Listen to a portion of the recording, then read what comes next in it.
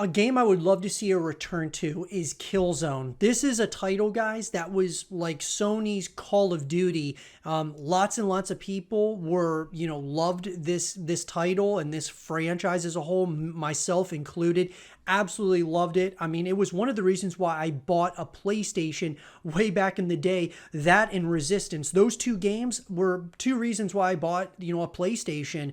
And it's very interesting that both of these franchises have stopped and they have not continued, especially with the looming Call of Duty Microsoft, acquisition, that being Activision Blizzard coming to Microsoft, becoming a console exclusive at some point, that being Call of Duty with Microsoft is a possibility. Well, Sony has a couple of games in their back pocket, that being Killzone and Resistance, that they have not, continued for whatever reason. And I want to talk in this segment of the show about Killzone and the continuation. Could we see it here in the foreseeable future? Let's talk about it. So guys, in an article that's coming to us from Fran Ruiz of Escapist Magazine, though the Microsoft Activision merger has just been blocked by UK regulators, the acquisition of the House of Call of Duty is far from dead at the moment, and Sony isn't out of the woods yet. In fact, its big FPS problem won't vanish if the deal doesn't go through.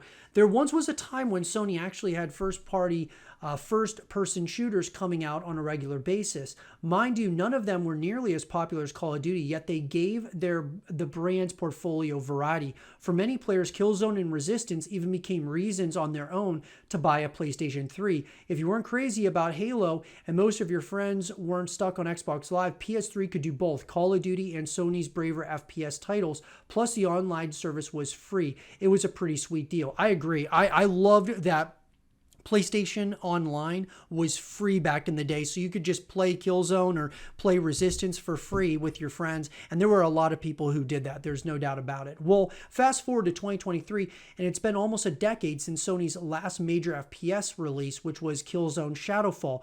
As an initial showcase of PS4's power, it was a solid entry, but it wasn't nearly as well received as the PS3 installments. Still, it was far from being a huge disappointment, yet Sony closed the door on the series and instead encouraged Guerilla Games to pursue a new IP. At the time, this decision made sense since Guerilla had been stuck playing with the Hellgast since the PlayStation 2 era. No company should be stuck for too long working on a single property. However, Killzone didn't deserve such an unceremonious and silent death. Seeing a hallmark first-party franchise slowly fade into oblivion for no good reason feels weird. Insomniac's Resistance series always had more trouble keeping enough folks interested, and the company has had plenty of varied projects in the works since 2011. So the death of Sony's other big FPS series was easier to digest. Killzone, on the other hand, appears to be a victim of the changing times kickstarted by The Last of Us success. Naughty Dog's overpowering triumphs with both Uncharted 3 and The Last of Us at the tail end of the PS3 generation spelled trouble at the Sony camp for anything that wasn't a cinematic third-person action adventure game. These changes in the overall strategy didn't happen overnight, but it's easy to follow a through line since 2013 and for the next 10 years. Big budget experiments became scarcer. Some genres were nuked entirely from the portfolio, and Sony doubled down on prestige third-person titles that are both self-serious and expensive. While it's hard to argue against their accomplishments in the median quality of such productions, it feels like a lot of value has been quietly lost over the years. Ever since Horizon Zero Dawn, Guerrilla has been stuck working on Horizon and nothing else. Even Naughty Dog, the industry's current pampered child, has stepped out of The Last of Us depressing world a couple of times since 2013 and reportedly started work on a new IP. Killzone is out of bounds even though a new Sony exclusive FPS has never been more needed. We lack knowledge about what's happening behind the scenes, but it appears that Guerrilla is already jumping straight into Horizon 3 after Forbidden West kept the Sony spark alive last year until God of War Ragnarok came in and crushed some mad numbers.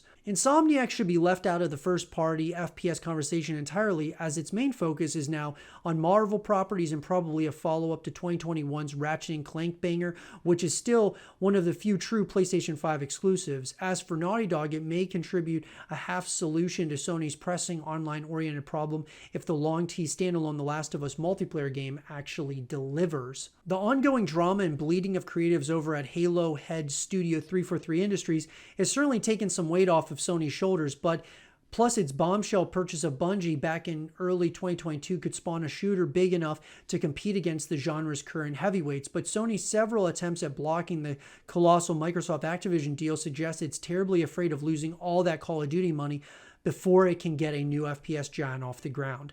And I totally agree with this, because I feel that Killzone is a franchise that's right there to put a lot of resource and development into and create something really special. Maybe it's like, they come out with a Killzone title that, you don't have to come out with a new one every year like they do with Call of Duty. Maybe you bring one out and make it like CSGO. Make it be like this title that's going to, stay, and they're going to, service it over time. Make it like Sony's exclusive FPS title.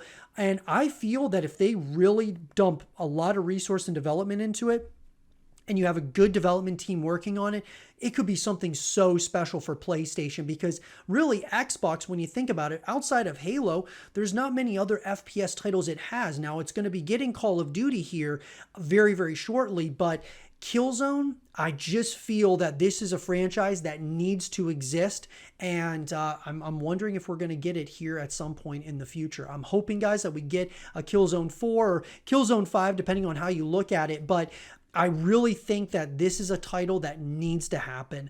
I think that there's a lot of people who would love to see a continuation of this franchise, and I would love to see it myself. But with that being said, everyone, I would love to hear your thoughts about Killzone. Are we going to get a sequel, a continuation of Killzone, or maybe even just a remake, something that we could get from Sony that is going to bring this series back to the forefront, and something that, could it eventually be something that competes with Call of Duty? Who knows, guys? What do you all think? Let me know in the comment section down below. And for more Killzone content and videos, stay here with zrotv.